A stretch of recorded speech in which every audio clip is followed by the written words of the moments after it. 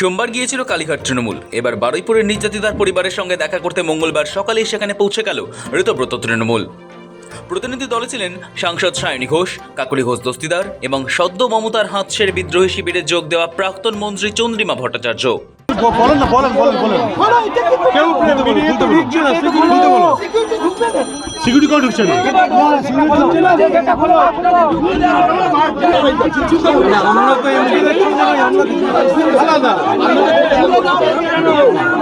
বারুইপুরের ঋতব্রত বন্দ্যোপাধ্যায়কে উদ্দেশ্য করে বালিশ চাটা, চোর চোর ইত্যাদি স্লোগান দেওয়া হয়।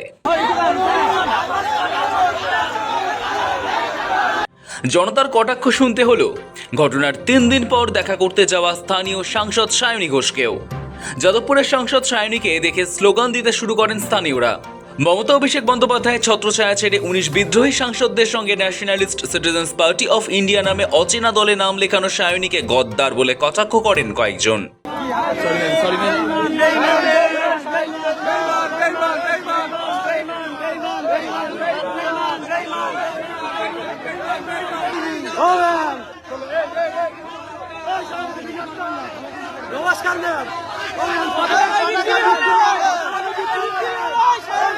শেষমেশ এলাকার সাংসদ হিসেবে শুধুমাত্র সায়নী ঘোষকে প্রবেশের অনুমতি দেয় পুলিশ।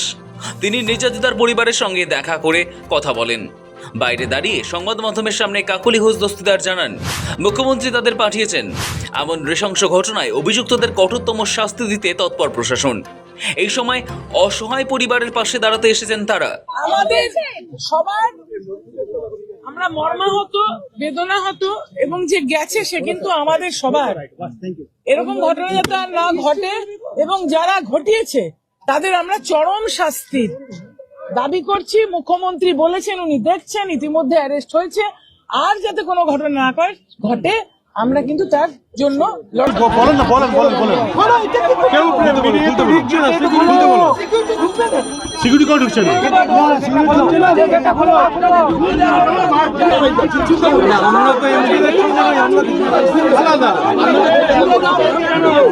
এটা আমরা খুবই দুঃখিত, খুবই মর্মাহত, খুবই একটা মর্মান্তিক ঘটনা ঘটেছে। মুখ্যমন্ত্রীর কাছে ওনারা যে কথা বলেছেন আপনারা সবাই জানেন। মুখ্যমন্ত্রী তাদের বলে দিয়েছেন যে যা যা করবার করবেন।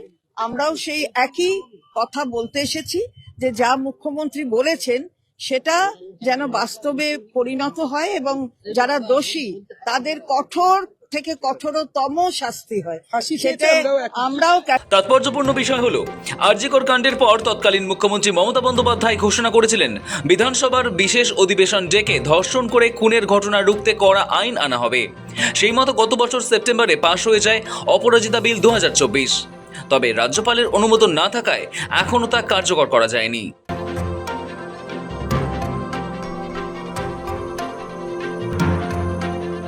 সায়নী ঘোষের বক্তব্য, সকলে সর্বোচ্চ সাজা চাই।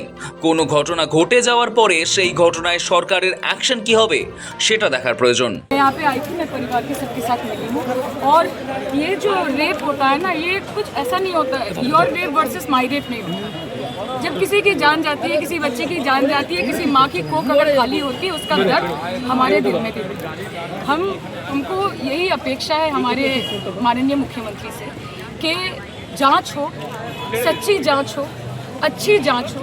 जो लोग इम्प्लिकेटेड हैं, जो लोग दोषी हैं, उनको कड़ी से कड़ी सजा मिले। आप सबको पता है कि मुख्यमंत्री ने ये आश्वासन दिया कि हम इसके डेप्थ तक जाएंगे, इसके अंत तक जाएंगे। और अगर ये ऐसा देखने में शायद लग रहा है कि 2, 3, 4 लोग इसके साथ युक्त हैं, लेकिन ये एक बहुत बड़ा रैकेट है। ठीक बोलছি আমি? ठीक बोलছি আমি? ये एक बहुत बड़ा रैकेट है और इससे हमारे घर की बच्चियों को आगे जाके उनकी सेफ्टी, उनकी सिक्योरिटी, उनकी निरापत्ता, ये हमको निश्चित करना है। अभी नई सरकार आई है, 2 महीने की सरकार है और हम सब चाहते हैं कि देखिए सरकार आएगी, ये कोई पार्टी नहीं चाहता, कोई मुख्यमंत्री नहीं चाहता कि रेप हो। वो बीजेपी के मुख्यमंत्री भी नहीं चाहेंगे, तृणमूल के भी नहीं चाहेंगे, कांग्रेस के भी नहीं चाहेंगे। लेकिन अगर ऐसी एक घटना घटती है, सबसे इम्पोर्टेंट जो चीज़ होती है कि उसको कैसे हैंडल किया जाए। तो हमारे मुख्यमंत्री अच्छे से इसको हैंडल करें और जो इसके साथ जुड़े हुए हैं उन सबको कड़ी से कड़ी सजा मिले, ক্যাপিটাল পানিশমেন্ট দিয়েছে। এদিকে আমরা বিশ্বাস রাখবো আমাদের সরকারের উপর যে সরকার ডেলিভার করবে এবং সরকার কাউকে কোনো রকমভাবে না বাঁচিয়ে, কাউকে কোনো রকমভাবে রিফিউজ না দিয়ে সবাইকে নিরাপত্তা প্রদান করে যেটা ঠিক সেই কাজটা। এদিকে সায়নী ঘোষ ঢুকতে পারলেও মঙ্গলবার বারুইপুরে কটাক্ষের মুখে পড়তে হয় ঋতব্রত বন্দ্যোপাধ্যায়কে। পুলিশের নিরাপত্তায় তিনি বেরিয়ে যান।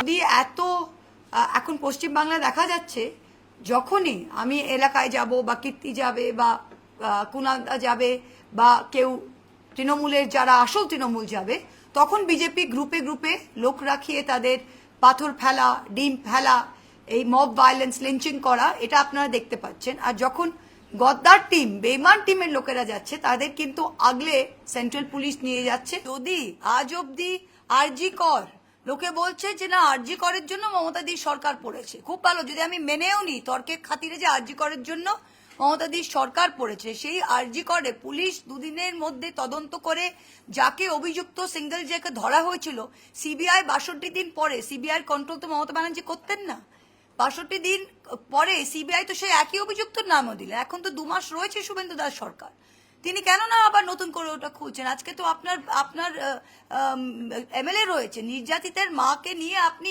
এমএলএ করে দিলেন। আজকে তার মহিলা সন্তান হারিয়েছে, তার বিরুদ্ধে আমি কিছু বলতে চাই না, কিন্তু তার নির্বাচনী স্পিচগুলো আমরা শুনেছিলাম। তা আজকে তিনি তো যাচ্ছেন না, আজকে নির্যাতন বারুইপুরে তিনি যান না। রবিবার ভোরে বারুইপুরের সূর্যপুরে বছর 11 নাবালিকাকে গণধর্ষণ ও খুনের অভিযোগ ঘিরে উত্তপ্ত হয়ে ওঠে।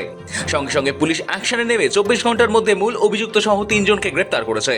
তবে প্রশাসনের পদক্ষেপের মাঝেই রাজনীতি থামছে না। দফায় দফায় সেখানে যাচ্ছেন বিভিন্ন রাজনৈতিক দলের প্রতিনিধিরা। সোমবারই কালীঘাট তৃণমূলের তরফে দোলা সেন, প্রতিমা মণ্ডলেরা বারুইপুর গিয়ে নির্যাতিতার সঙ্গে দেখা করে এসেছেন। বিকেলে কালীঘাটে মোমবাতি মিছিল করেন মমতা বন্দ্যোপাধ্যায়। আর মঙ্গলবার সেখানে গেলেন বিদ্রোহী তৃণমূলের তরফে ঋতব্রত বন্দ্যোপাধ্যায়, সায়নী ঘোষ, কাকলি ঘোষ দস্তিদার, শিউলি সাহারা। পুলিশ প্রথমে তাদের বাধা দিলেও পরে ওই পরিবারের সঙ্গে সাক্ষাতের অনুমতি দেয়। শৌভিক সান্যাল ও জাহিদ মিস্ত্রির রিপোর্ট, সময় কলকাতা।